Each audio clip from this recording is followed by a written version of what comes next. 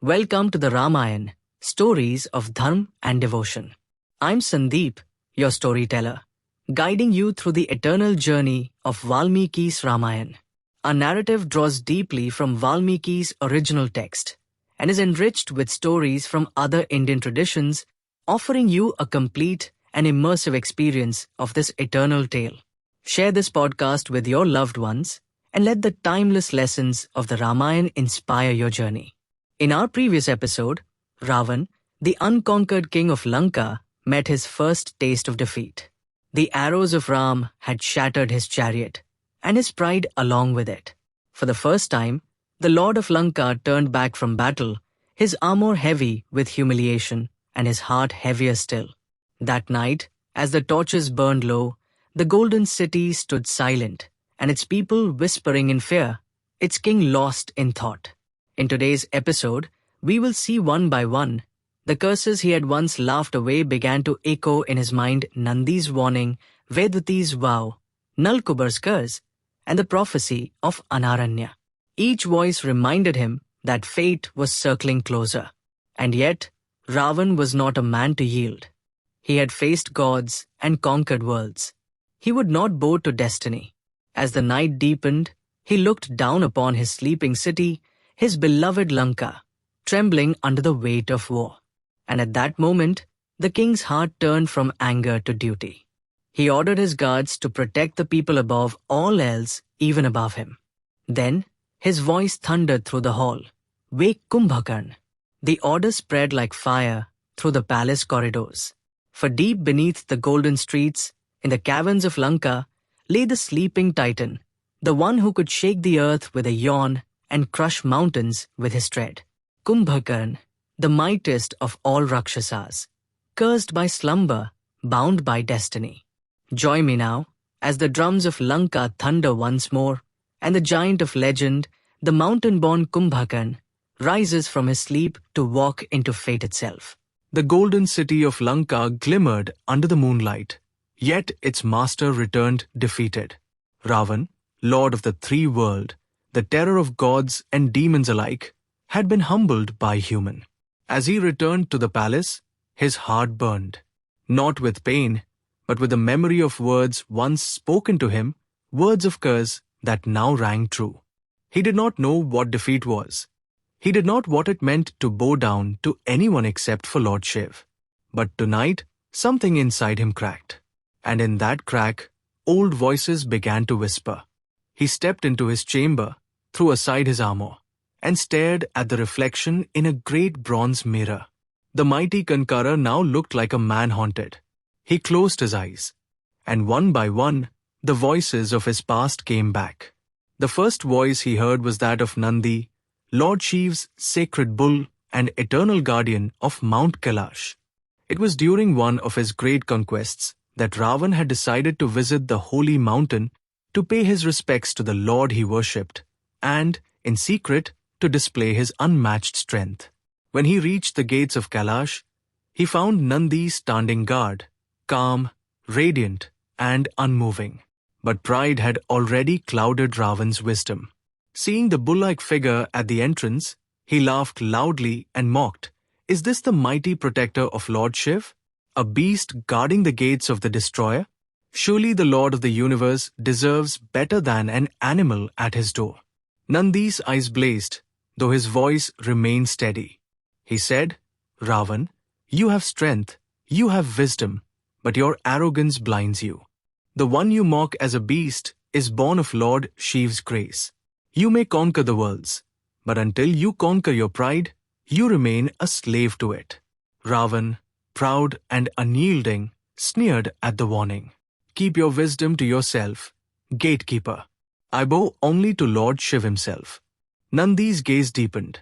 He cursed him, saying, "Then remember my words. You have mocked my form as animal and unworthy. One day, your end will come from those very beings, from men and creatures you call low. The weak will destroy your strength, and your laughter will be your undoing." Raavan only laughed louder. He thought no mortal or beast could ever touch his power. He said, "Let your curse stand, for I fear none beneath the gods." And with that, He marched past Nandi into the mountain of Shiv, leaving the curse behind forgotten then, but waiting to bloom with time. Raavan thought bitterly, I mock him sure, but not out of hatred. I mock him out of disbelief. How could the mighty Lord Shiv, the destroyer of worlds, need a bull to guard his gates? My words were not insult. They were wonder twisted by pride. The next memory was gentler, but sharper, the curse of Vedavati. He saw her again, the maiden of fire, seated in the forest, glowing like dawn. She had said she sought only Lord Vishnu as her husband. He laughed. Why would any woman reject Raavan, conqueror of the heavens? But when he tried to touch her, she cursed him and leapt into the flames, saying she would return to destroy him. Raavan whispered, I did not kill her. I only tested her vow. What woman of virtue lets fire take us so easily? And yet, perhaps that fire took form again in Sita. He clenched his fist. He thought, if she is Vedavati reborn, then destiny has played its cruelest trick to make me love what would end me. Many believe that Vedavati's curse did not end in that forest. They say she was reborn as Maya Sita, the illusory form that emerged from the fire when Sita stepped into it before Lakshman left her in the forest. According to this belief, it was not the true Sita whom Raavan carried away to Lanka, but Vedavati herself, born again through flame to fulfill her vow of vengeance. Raavan, lost in his arrogance, never knew that the woman he guarded so fiercely in Ashok Vatika was the same ascetic whose purity he had once tried to defile, and whose curse had already sealed his fate. Then came the voice of Nalakuber, son of the god of wealth, his brother Kuber. That curse had bound him more tightly than any chain. He remembered the celestial nymph Rambha, her beauty, her music, her fear. He had taken what he desired, believing himself above law, above judgment.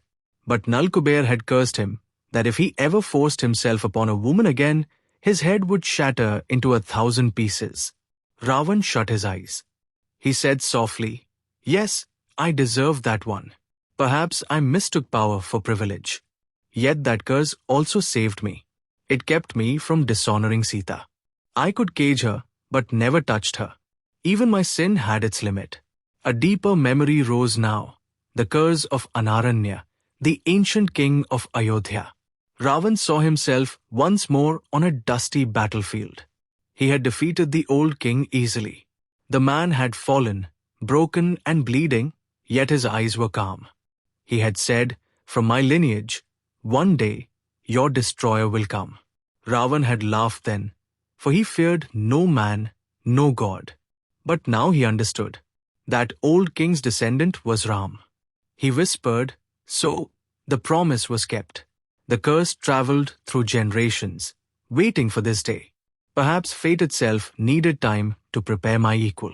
The next memory was of a sage's daughter, a young Apsara, radiant as moonlight. He had found her alone, performing penance. He had teased her, called her foolish for seeking a husband through tapas. But when he mocked her too long, her father had appeared and cursed him, saying that the day he insulted another woman, that woman would bring his destruction. Raavan frowned.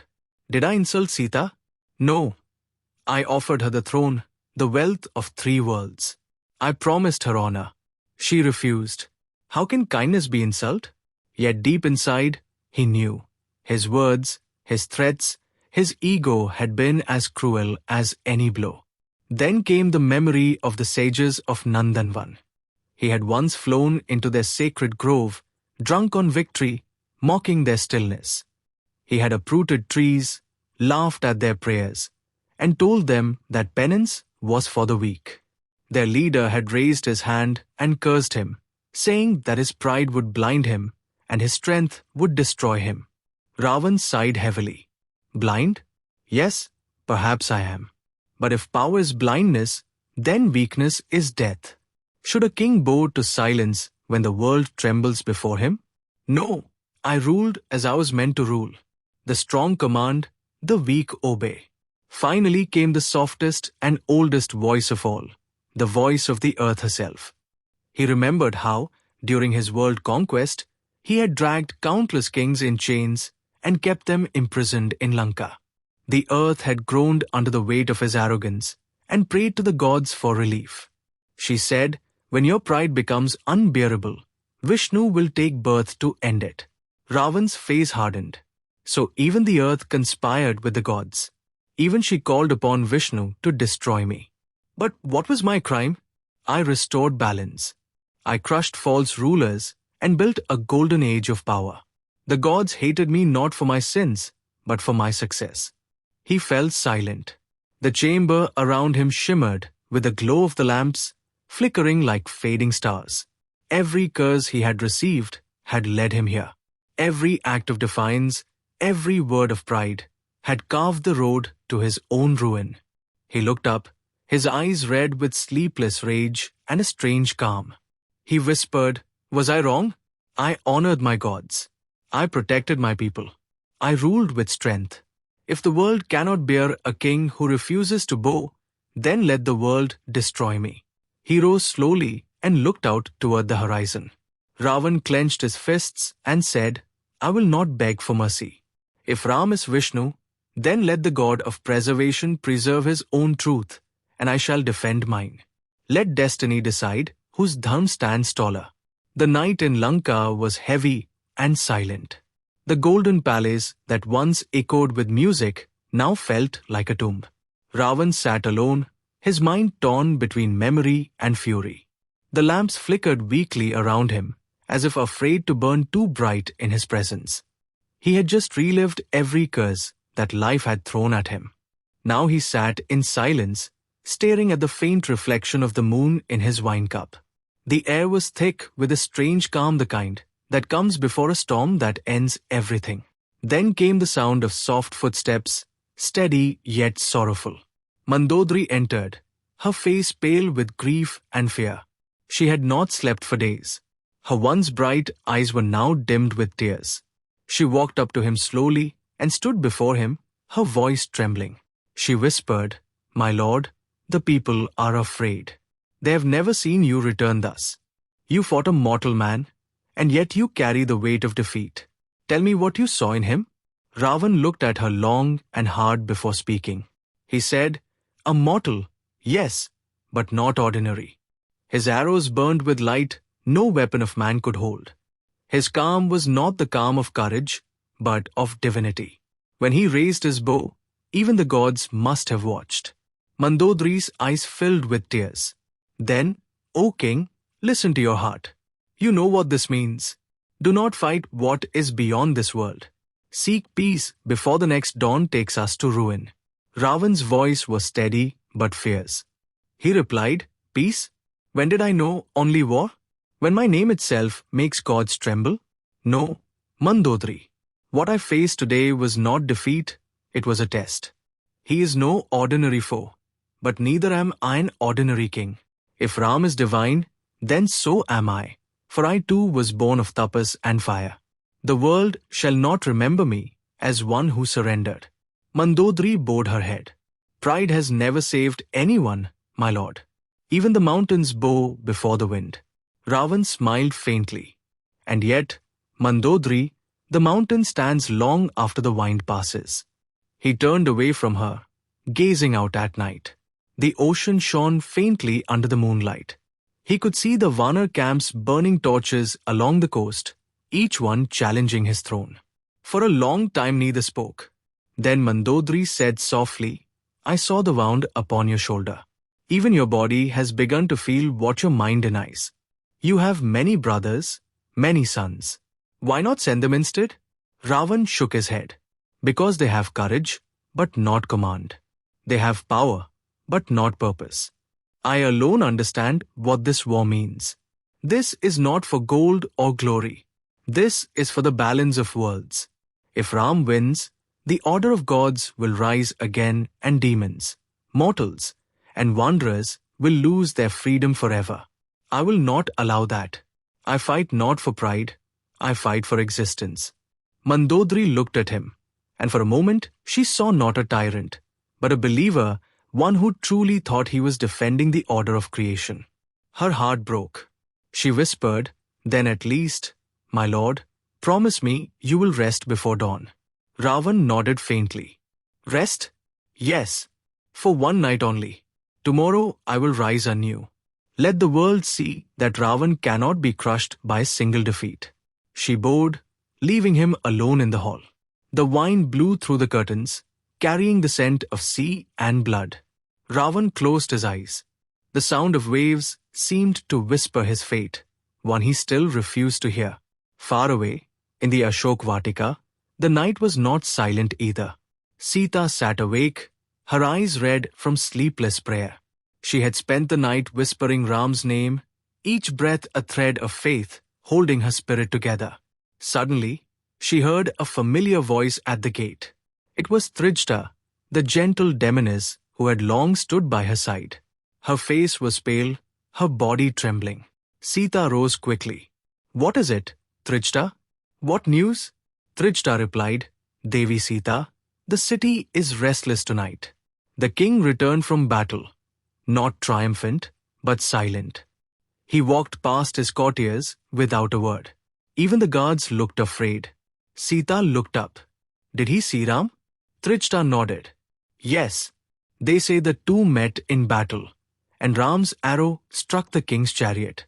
The flag of Lanka fell to the ground. Raavan escaped only because his charioteer turned away. The people whisper that Lanka's fortune has turned. Sita's eyes glistened with tears. She murmured, so the storm has begun. May this storm cleanse, not consume.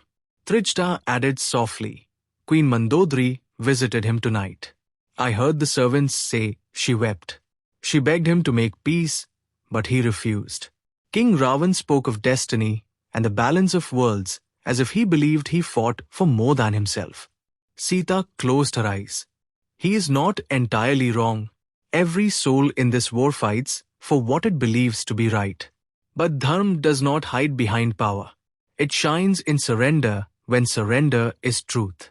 The wind rustled the trees of Ashok Vatika. Far away, the palace drums echoed faintly, not of victory, but of defiance. Sita whispered, Tomorrow, the earth will tremble again. But the seed of his fall has already been sown not by Ram, but by Raavan's own heart. The night deepened over Lanka. Raavan stood by the great balcony, his golden city stretching before him like a sea of sleeping fire. He looked at it in silence. The towers, the bridges, the courtyards that once sang with laughter. Tonight, they were quiet, wrapped in fear. He felt the weight of 1,000 lives upon his shoulders. The people of Lanka built this empire for him. Now they trembled because of him. He turned to his guards, his voice steady and deep. He said, Listen well, if the war reaches the gates, you will protect this city before you protect me. Save the people. Guard the women, the children, the old, and the wounded. Let no flame touch these golden walls. Even if Raavan falls, Lanka must stand. The guards bowed low, their eyes shining with tears. They had never heard their king speak so, not with command, but with care. For a moment Raavan's heart softened. He remembered the laughter of the markets, the songs from the palace gardens, the boats that lined the sea with lights during festivals. He whispered to himself, I have fought for their safety all my life. I will not let their world burn for my pride. Then, suddenly, his voice grew sharp again. He said, Call the attendants, wake Kumbhakarn. Tell them to break his slumber, no matter what it takes. The guards hesitated. One spoke carefully, My lord, the season of his sleep is not yet done. The sages said he must not be disturbed before the appointed moon. If we wake him now, he may wake with fury. Raavan's eyes blazed. Fury is what I need. The gods fight beside Ram. The Vanars multiply like the waves. Only my brother can stand against them. Go and break the mountain if you must, but wake him. The guards rushed out, and Raavan stood still, lost in memory. He remembered Kumbhakarn not as the sleeping giant, but as the brother of his youth. When they were young, Kumbhakarn had been the wisest among them, even more learned than Raavan or Vibhishan. His body was immense, but his heart gentle and his mind sharp. When Raavan studied weapons and mantras, Kumbhakarn had studied truth. Raavan smiled faintly, remembering how, during the great meditation on Mount Kailash, the gods themselves had trembled at Kumbhakarn's voice. When Lord Brahma came to offer him a boon, even Indra had feared what the giant might ask. Kumbhakarn had stood tall as a mountain, his hands joined in reverence, and said in his deep, rolling voice, "O grandfather, grant me wisdom and strength so that I may serve Dharma." But Raavan, proud even then, whispered to him, "Ask for Indrasan, the throne of the heavens. Why live in service when we can rule?" Confused by Raavan's words, Kumbhakarn had tried to say Indrasan, but the goddess Saraswati, fearing his might, had twisted his tongue. Instead of asking for Indrasan, he said Nidrasan, the seat of sleep. And God Brahma, bound by his word, had granted it. God Brahma smiled and said, "So be it." When Kumbhakarn realized what had happened, he tried to correct himself. He requested, "O Lord Brahma, I did not ask for Nidrasan. I meant Indrasan, the throne of Indra." But Lord Brahma raised his hand gently. He explained, "My child, once a boon is spoken, it cannot be withdrawn. Such is the law of creation." Seeing Kumbhakarn's distress, God Brahma's heart softened. He said, "Listen, mighty one. The boon cannot change, but I can shape its balance. You shall sleep for 6 months and be awake for 6. During those 6 months, when you are awake, you shall be invincible. None shall defeat you, not God, not demon, not man. But remember, your strength depends upon your rest. If you are woken before your time, your body will not hold its full power. You will rise weakened, and your might shall fade before its hour." The gods had rejoiced, and Raavan had been furious. But Kumbhakarn laughed. He had said, "Perhaps this is for the best. Sleep protects me from the madness of the world. You, brother, have chosen to rule. I will rest until you truly need me." And so, it was written. When Kumbhakarn slept, all Lanka slept with him in peace. When he awoke, the whole world trembled. From that day, Kumbhakarn would sleep for 6 months and wake up for only 6 months. From that day, Kumbhakarn would sleep for ages, rising only once in many months. And now that day had come. Raavan now remembered those words and the weight of them. He muttered, "Yes, I know the risk, but I have no choice. Even half his strength is more than all my armies combined." In the lower halls of Lanka, the attendants ran with torches in hand. They reached the great cave where Kumbhakarn slept, vast and echoing, the air heavy with the scent of incense and wine. There he lay, like a mountain of flesh and armor, his breath rising like thunder. Each exhale shook the walls. Each inhale drew in the wine itself. The attendants began their work. They beat drums, blew conch shells, and lit fires of sandalwood. They poured buckets of cool water upon his face, then streams of wine. They shouted his name, sang hymns, and even drove elephants to trumpet in his ears. Still, he did not stir. One soldier climbed up and pricked his foot with a spear. The great giant moved slightly and murmured something in his sleep. "Not yet, dear king, not yet." Finally, after hours of effort, his eyelids trembled. The air in the cave grew still. Then came a deep, thunderous, half growl, half yawn. Kumbhakarn awoke. He sat up slowly, his hair tangled, his eyes red as dawn. He looked around in confusion. He asked, "Why this noise? Why disturb my rest? It is not yet my moon of waking." The attendants fell at his feet. They cried, "O Lord, the king commands it. War burns at the gates of Lanka. The Vanars have crossed the ocean. Ram, the prince of Ayodhya, struck our king in battle. He calls for you." Kumbhakarn frowned, then smiled sadly. He said, "So the day has come. My brother calls me not for feast or council, but for war." He heaved a sigh, and the gust from it scattered the torches and threw demons off their feet. The demons stepped back in awe. They quickly pointed to piles of food, roasted boars, buffalo meat, and vats of wine. The hungry giant began to eat. He tore through mountains of flesh, drank blood as if it were water, and gulped pitchers full of wine and melted fat. His hunger roared louder than any drum.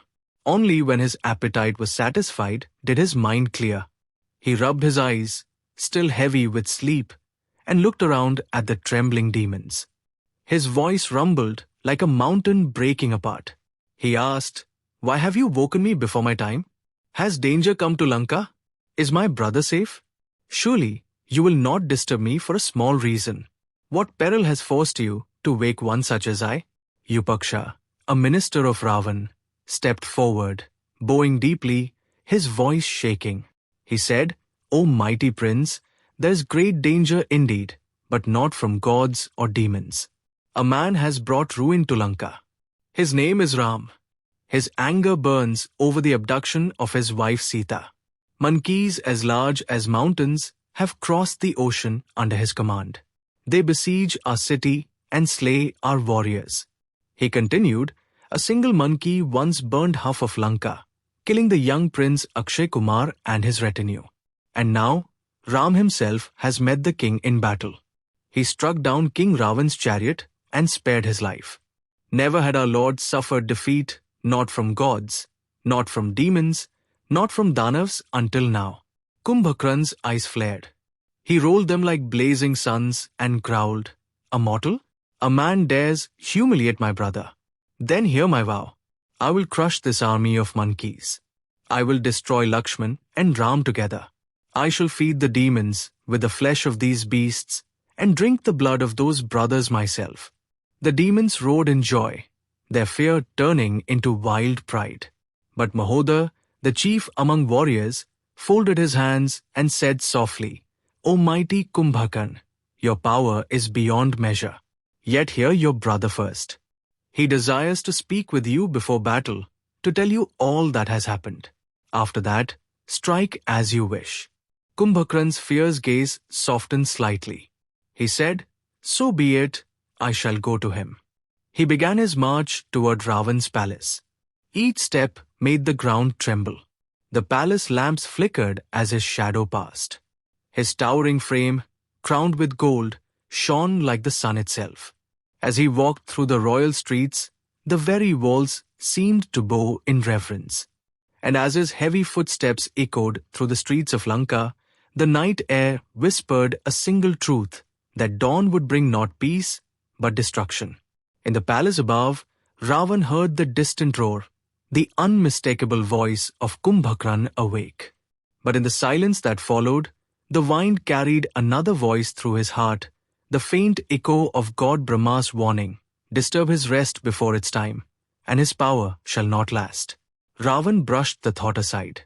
For a king desperate to save his empire, even a fading light was better than none. For the first time in many nights, he smiled. He said softly, "My brother rises. Now the gods themselves will tremble again." But deep within his heart, another voice whispered, "You have woken not just your brother, but your fate." And so began the night that would awaken not only the giant of Lanka, but the next great turn of destiny in the war of dharma and pride. Deep in the cavern halls beneath Lanka, the torches flickered like frightened hearts. The demons had gathered around the sleeping giant. In this episode, we witnessed the silence of Lanka break beneath the roar of a giant. We saw Kumbhakarn, the sleeping mountain, the might of Lanka, awaken from his long slumber. But before the roar of the giant came the silence of reflection. We saw Raavan sit alone, haunted by the echoes of his past, by every curse he had once dismissed as the whispers of the weak. From Nandi's prophecy to Vedavati's vow, from Nalakuber's warning to Anaranya's dying words, each curse had returned to his mind like a flame refusing to die. And in his fear and fury, he sought strength not in peace, but in power by calling upon his sleeping brother, the one being he believed even fate would fear. Then, we watched the city tremble as Kumbhakarn rose. Each step was a drumbeat of destiny. The very earth quivered beneath his feet, and the Vanars outside the gates fled in terror at the sight of him. The people of Lanka looked up at their giant protector with awe and hope, believing that the day of deliverance had come. Join me in the next episode as Kumbhakarn stands before the throne of Lanka. There, two brothers, one proud, one loyal, will meet beneath the shadow of war. Their words will shape the path of fate and lead to one of the most heroic and heartbreaking battles in the Ramayana. Share this podcast with your loved ones and let the timeless lessons of the Ramayana inspire your journey. Though the details of this ancient tale may vary across traditions, its essence reminds us of the enduring power of compassion, courage, and hope in the face of adversity. Until next time, may the light of Dharma illuminate your path and fill your heart with peace.